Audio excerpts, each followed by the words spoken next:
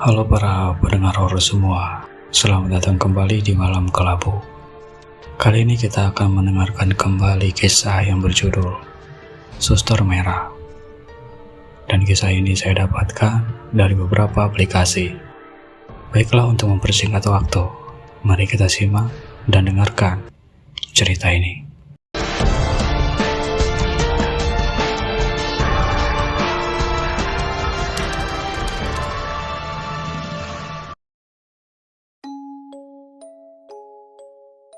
Namaku Dita. Aku seorang suster atau perawat di sebuah rumah sakit swasta di kota Bandung. Kota Bandung terkenal dengan julukannya sebagai kota kembang. Kota kembang diberikan mungkin karena tampilan kota Bandung yang cantik, atau mungkin juga banyak gadis-gadis cantik di kota ini bagaikan kembang yang merekah. Namun tak selamanya keindahan itu tanpa duri di tangkainya.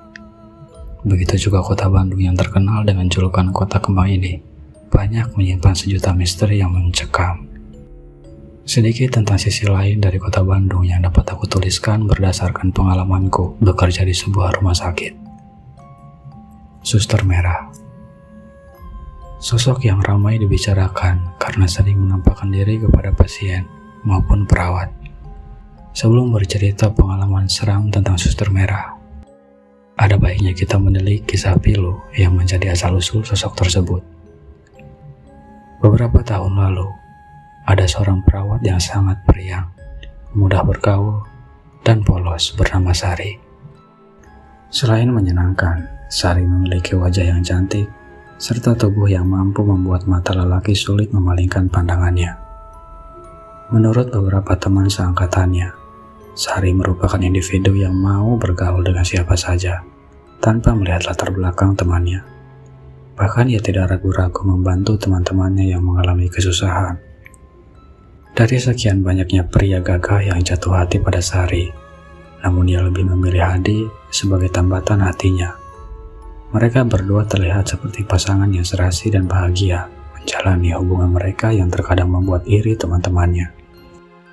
Pada saat Sari berulang tahun, dia mendapatkan kado istimewa, yaitu jaket berwarna merah. Menurut cerita teman-temannya, jaket merah itu menjadi jaket kesayangannya yang selalu dipakai kemanapun. Kebahagiaan hubungan mereka ternyata menemui rintangannya. Teman-temannya sangat mengenal Sari sebagai seorang gadis yang baik dan polos. Ternyata sering terlihat murung di pojok ruangan ganti baju perawat. Dan setelah dibujuk oleh temannya, Sari pun mengaku bahwa ia sedang hamil. Dan yang menjadi masalah bagi dirinya adalah Hadi enggan bertanggung jawab dengan alasan belum siap menikahi Sari. Sari sangat sulit menerima kenyataan itu, sehingga setiap hari ia tampak murung memikirkannya. Hiburan dari teman-temannya pun tidak sanggup mengusir tingkat stres pada dirinya. Suatu ketika, Sari berkonsultasi dengan seorang dokter dan meminta resep obat. Sebagai seorang perawat, tentunya akan lebih mudah bertemu dan meminta resep pada dokter jika membutuhkannya. Sari meminta resep obat insulin atau obat penurun kadar gula darah. Karena obat itu harus dibeli dengan resep dokter dengan alasan untuk saudaranya yang terkena penyakit diabetes. Sekadar informasi, obat insulin sering disuntikan pada orang yang terkena penyakit diabetes untuk menjaga kestabilan kadar gula darahnya yang sering meninggi. Setelah membelinya, Sari langsung menyuntikkan seluruh obat tersebut ke dalam tubuhnya.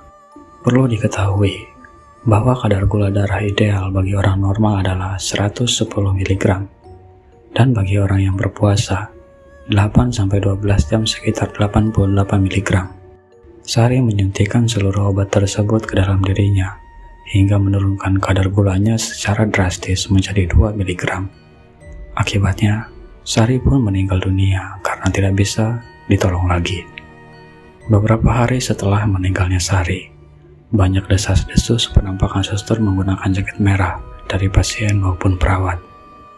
Konon, suster merah itu sering duduk sendiri di pojok ruangan ganti baju atau terlihat berjalan di lorong rumah sakit, dan juga pernah melayani pasien rawat inap.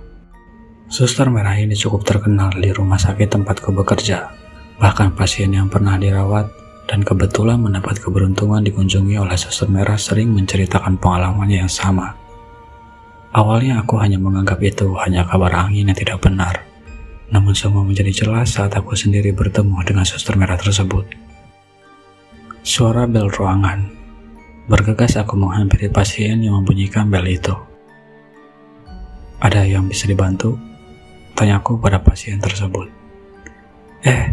Saya mau buang air kecil, sus," jawab pasien yang terbaring tak berdaya itu.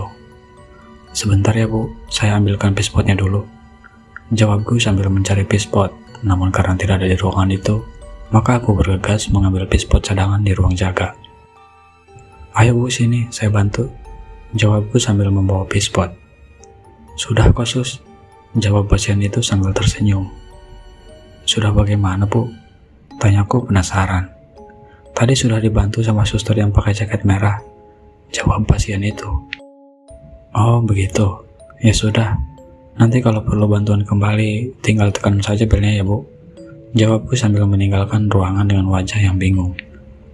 Malam itu hanya aku dan temanku Putri, yang kebetulan juga seniorku, tengah bertugas jaga malam. Dan kami berdua tidak memiliki jaket berwarna merah. "Mbak Put, siapa ya suster yang pakai jaket merah?" tanyaku penasaran. "Memangnya ada apa?" jawab Mbak Putri dengan wajah yang sedikit kaget. "Enggak, pasien tadi katanya sudah dibantuin sama suster yang pakai jaket merah. Kita berdua kan nggak pakai jaket merah. Kalau perawat dari ruangan lain nggak mungkin bantuin pasien tanpa izin dulu ke kita," jawabku dengan penuh penasaran. Terlihat wajah Mbak Put sedikit pucat. Dengan senyuman kecil ia terdiam sesaat dan mencoba mengalihkan pembicaraan. "Mau kopi nggak?"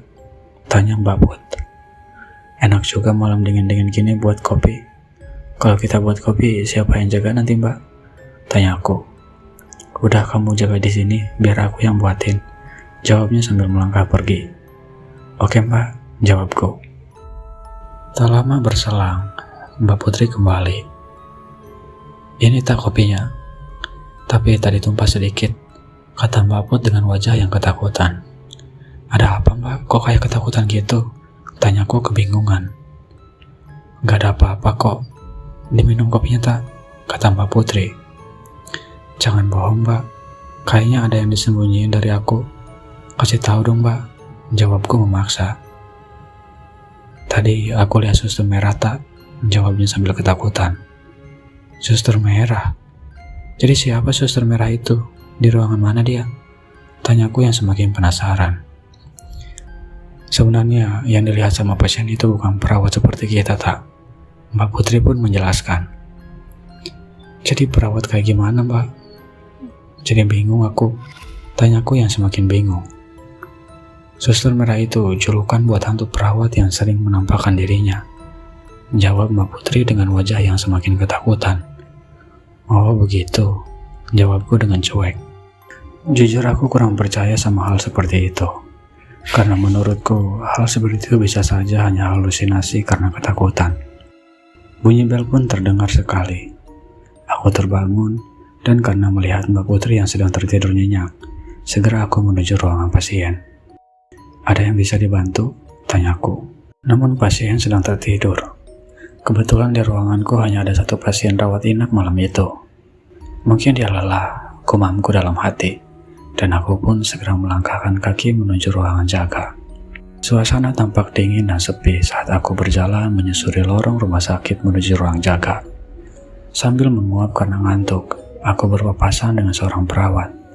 Wajahnya sangat anggun dengan bodi yang indah. Namun aku sangat asing dengan wajah suster tersebut. Ia tersenyum padaku, dan aku pun membalas senyumannya. Setelah berpapasan, aku pun teringat dengan suster merah. Dan karena aku melihat perawat tadi menggunakan jaket merah, segera aku menoleh ke belakang. Aku terdiam sejenak, karena tidak ada seorang pun di belakangku. Kemana ya perawat itu? Lorong lurus begini, dia belok kemana ya?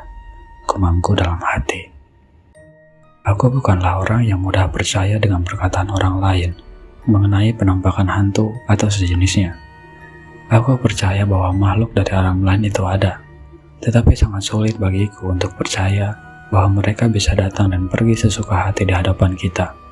Aku kadang-kadang suka menonton acara dunia lain dan uka-uka, tapi aku menonton acara itu tidak lebih karena tingkah laku pesertanya yang lucu, bukan karena penampakan hantu yang dibesar-besarkan oleh mereka. Menurutku penampakan yang ada hanyalah rekayasa mereka untuk mendongkrak popularitas acara. Setelah kejadian bertemu dengan suster yang menggunakan jaket merah, sering terpikirkan olehku, apakah benar mereka bisa masuk ke dunia manusia? Apakah benar orang yang sudah meninggal bisa dengan seenaknya masuk dan berkomunikasi dengan manusia? Seberapa banyak cerita mengenai suster merah yang telah aku dengar, tetapi tidak mengubah keyakinanku. Aku yakin penampakan hantu atau makhluk halus hanyalah halusinasi semata. Kebetulan hari itu aku mendapat jadwal shift siang dari pukul 15 hingga pukul 21. Dengan wajah yang lelah dan ngantuk, aku dan teman shiftku berjalan menuju ruangan ganti perawat sambil bercanda. Waktu itu kami telat pulang karena harus melakukan beberapa urusan saat serah terima atau pergantian perawat jaga. Kami pun sampai di ruang ganti dan segera bersiap-siap ganti baju dan penampilan. Mungkin telah menjadi prinsip perawat pada umumnya bahwa saat datang dan pulang dari rumah sakit, penampilan harus tetap nomor satu. Sekejam apapun pasien di rumah sakit, sekeras apapun kerjaan yang diberikan, jika waktu telah menunjukkan berakhir jam kerja, maka penampilan harus berubah 280 derajat, kecuali perawat yang sudah berumah tangga mungkin. Karena kami telah datang ke ruang ganti baju, perawat lain yang duluan mulai keluar ruangan untuk pulang. Kebetulan di dalam ruangan itu hanya tinggal kami berdua. Setelah selesai mengganti pakaian baju kami pun bersiap untuk pulang. Namun temanku pergi ke toilet dulu dan meminta menunggu. Saat sedang memainkan HP sambil menunggu temanku, aku merasa ada seseorang di pojok ruangan. Dan ketika aku menoleh, ternyata benar ada seseorang perawat yang sedang duduk sendiri sambil melamun. "Kok belum pulang, Mbak?" tanyaku. Perawat itu tetap diam dalam lamunannya, tanpa menjawab pertanyaanku. Karena aku tipe orang yang so akrab, aku pun berjalan mendekati perawat itu. "Pulang sendiri atau dijemput, Mbak?" tanyaku lagi. Perawat itu tetap diam membisu tanpa menoleh padaku sedikit pun. "Ada apa, Mbak? Mukanya kok sedih gitu?" tanyaku kembali. Perawat itu tidak menjawab, namun ia menoleh dan menatap tepat ke mataku. Ia menatapku dengan mata yang berkaca-kaca. Sekilas aku memandangi wajah perawat itu, dan perasaanku tidak asing dengan wajahnya. Dan aku pun melihat jaket merah yang digunakannya. Aku teringat dengan perawat yang berpapasan denganku kemudian hilang di lorong rumah sakit tempoh hari. Belum selesai aku mengingat-ingat, terdengar suara pintu toilet dan temanku memanggil. "Dita, di mana?" panggilnya. "Di sini, Vin," jawabku sambil menoleh ke belakang. "Ngapain di situ? Ayo pulang," ajaknya. "Ini aku lagi ngobrol sama..." Aku menjawab sambil bengong karena di depanku tidak ada siapa-siapa. "Ngobrol sama siapa?" tanya temanku sambil berjalan mendekatiku. "Tadi ada perawat yang ngobrol sama aku di sini, tapi sekarang kok gak ada ya?" jawabku penasaran. "Perawat mana?" tanya temanku yang juga ikut penasaran. "Beneran ada kok tadi, mukanya sedih gitu terus pakai jaket merah," jawabku meyakinkan. "Jaket merah? Udah ya pulang," jawab temanku sambil menarik tanganku dan melangkah dengan cepat. Aku terus memikirkan bagaimana perawat itu bisa menghilang di ruang ganti baju, yang pintu masuk dan keluarnya hanya satu. Tidak ada tempat bersembunyi di ruangan yang tidak terlalu besar itu. Keesokan harinya, aku bertanya pada temanku, "Vin, aku penasaran dengan perawat kemarin." Sambil mencatat, dia balik bertanya, "Perawat yang mana?" "Itu loh, perawat yang pakai jaket merah," jawabku. Dia pun terdiam sejenak dan dengan ragu menjawab, "Itu bukan perawat seperti kita," jawabnya. "Maksudnya?" tanyaku. "Pernah dengar tentang suster merah kan? Nah, dia tuh suka menampakkan diri di lorong rumah sakit dan ruang ganti baju," jawabnya. Aku terdiam dan berpikir, apa benar yang aku lihat itu adalah penampakan hantu suster merah? Keyakinanku mulai goyah. Aku ingin tetap tidak percaya tentang penampakan hantu. Namun aku melihatnya 2 kali dan menghilang begitu saja. Apakah benar atau tidak?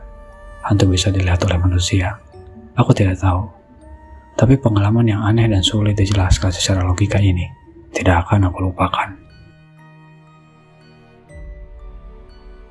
Itulah seonggok kisah yang baru saja kita dengarkan.